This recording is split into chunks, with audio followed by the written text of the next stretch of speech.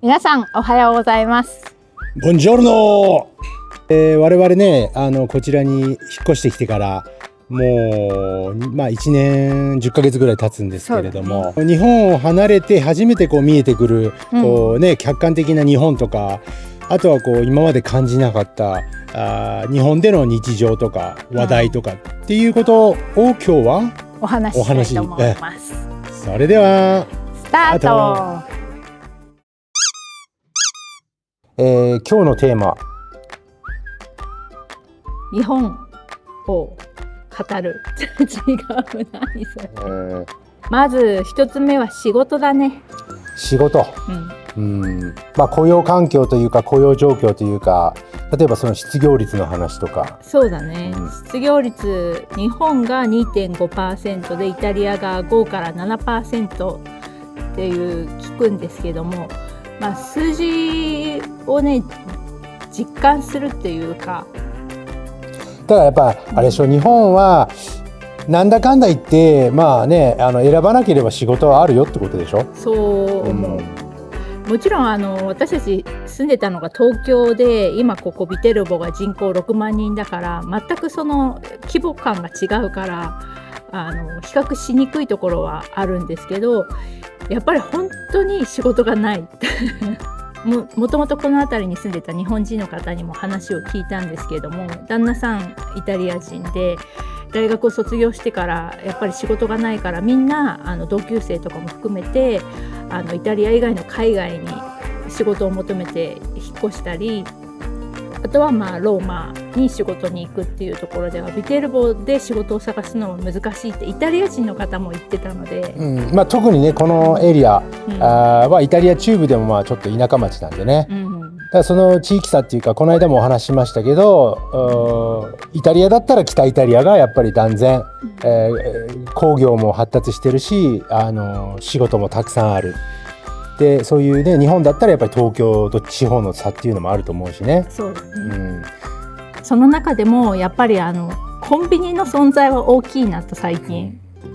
思ってます。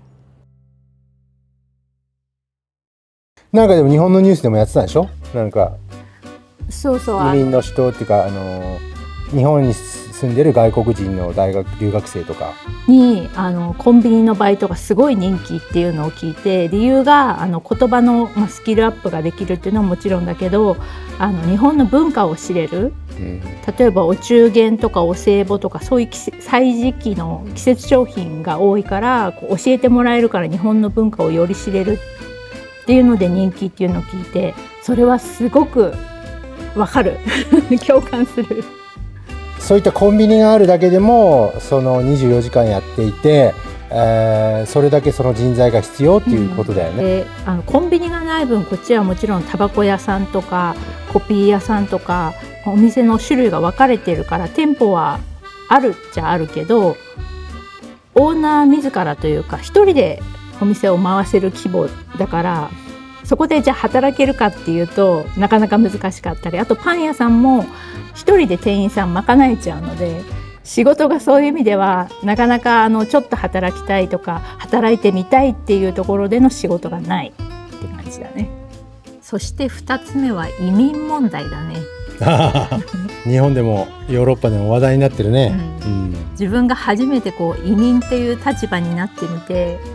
やっぱりそのニュースを見るようになったんです、移民の。要するにそのイタリアの現状のニュースも見るし、日本の移民のニュースも見たりする、比較したりするってことだね。ちょっと移民と難民がごっちゃになっちゃうようで申し訳ないけど、例えば最近地元紙でよく見るのが、ドラッグの問題とか、不法滞在で捕まったりっていうのも増えてるし、特に最近のニュースだと美容院が10件営業許可を持ってなかったから、取り締まられて、不法滞在の方なのか移民なのかわからないけど、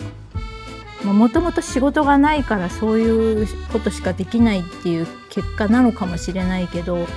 っぱり自分が初めてその立場になった時に、見えてくる視野というか視点が変わってきたっていうのはやっぱりある。今インバウンドでヨーロッパの人とか入ってきて彼らお金持ちなんじゃないかなっていうふうに思っちゃうかもしれないけど、やっぱり実際にねイタリアに住んでみたりドイツもよく行くから見てみると、結局やっぱり日本と一緒で物価高とか生活やっていくのが大変っていう人がほとんどっていうか多くて、ま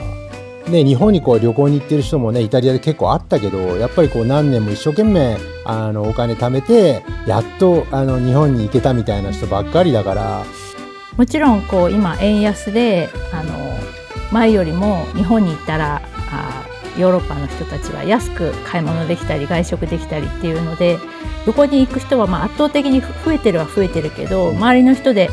日本いつか行ってみたいんだよっていう人にでも今チャンスじゃん、これで円安が終わっちゃったらまた行きづらくなっちゃうよって言うと、でも航空券が高いからさ、そりゃそうだっていう話で、やっぱりね、だからなかなか簡単にやっぱり行けるもんじゃないっていうのは感じるね。まあね、ホルムズ海峡の影響とかもあってイランの影響で高くなってますけど、日本も高いって言って170円ぐらいっていう話で、こっちだとね2ユーロだから190円換算すると380円なんですよ、2倍以上。もちろんね今のレートがおかしいからまあ、実際にはね140円とかで計算したとしても、それでもまあ280円か。だからやっぱり100円ぐらいは日本は安いんだよね、リッターあたり。だそれはねガソリンはね安いなって改めて感じる